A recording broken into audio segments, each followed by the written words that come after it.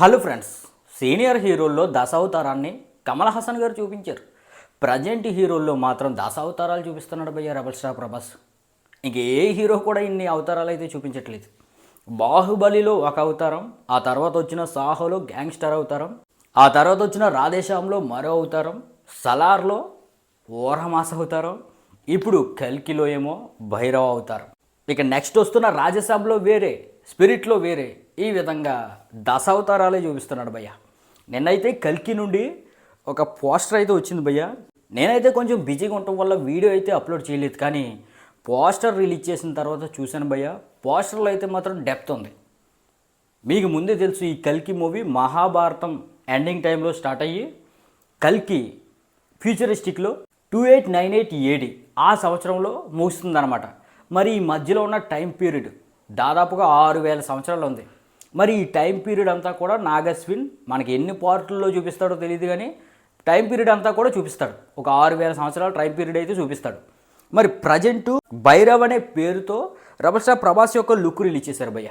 Look అయితే మాత్రం చాలా అద్భుతంగా ఉంది, కానీ ఇది పాస్ట్ టెన్స్ కాదు, ఒక 2300 ఆ టైం కాలంలో లుక్ కింద నాకైతే అర్థమవుతుంది.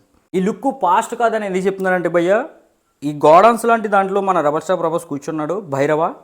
మరి ఇక్కడ భారీ వెహికల్ అనేది ఉంది. మరి ఆ భారీ వెహికల్ని డ్రైవ్ చేసేది మనిషో రోబోటో తెలియట్లేదు, కానీ ఆ వెహికల్ మాత్రం డిఫరెంట్గా ఉంది. ఓల్డ్ వెర్షన్లో ఉండే వెహికల్ లాగా అయితే కనబట్టలేదు. ఆ 4 చక్రాలు ఉన్నాయి, 4 చక్రాలు కూడా పక్క పక్కనే ఉన్నాయి. మరి ఓల్డ్ వెర్షన్లో వెహికల్స్ కానీ ప్రజెంట్ వెర్షన్లో వెహికల్స్ కానీ ఈ విధంగా చక్రాలు అయితే ఉండవు. నాగశ్విన్ వాళ్ళ టీం కూడా ఈ వీల్స్ని, ఈ టైర్స్ని డిఫరెంట్గా క్రియేట్ చేస్తున్నట్టుగా మనకు వీడియోలు చాలా రిలీజ్ చేశారు. అలాగే రెబల్ స్టార్ ప్రభాస్ పెట్టుకున్న స్పెట్స్ కూడా చాలా యూనిక్గా ఉన్నాయి. ప్రజెంట్ కాలంలో దొరికే స్పెట్స్ లాగైతే లేవు. అలాగే ఒక హ్యాండ్కి టాటూ కూడా ఉంది.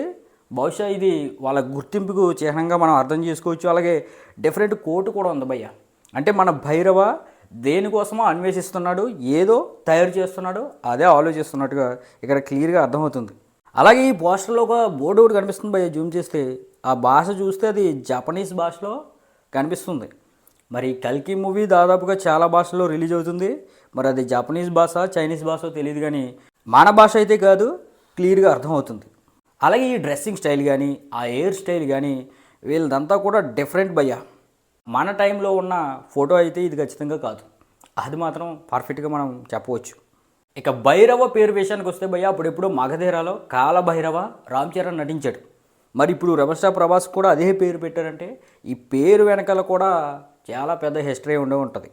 అయితే మరి కల్కినే రెబల్ స్టార్ ప్రభాసా, లేకపోతే కల్కిని ప్రభాసు అలియాస్ భైరవ అన్వేషిస్తున్నాడా, లేకపోతే ఈ టైం లైన్ దాటిన తర్వాత కల్కి టైం లైన్లో మళ్ళీ ఈ భైరవే కల్కిలా పుడతాడా ఏంటి, అవన్నీ కూడా మనకు అర్థం అవ్వాలంటే టీజర్, ట్రైలర్ అవన్నీ వస్తే చాలా మటుకు బ్రేక్ డౌన్ చేసేది భయ్య. మీరైతే ఇలాగ లైక్ చేస్తూ షేర్ చేస్తూ ఉండండి. మనం ఇలాంటి అప్డేట్లు వెంటనే మాట్లాడుకుందాం. Thank you.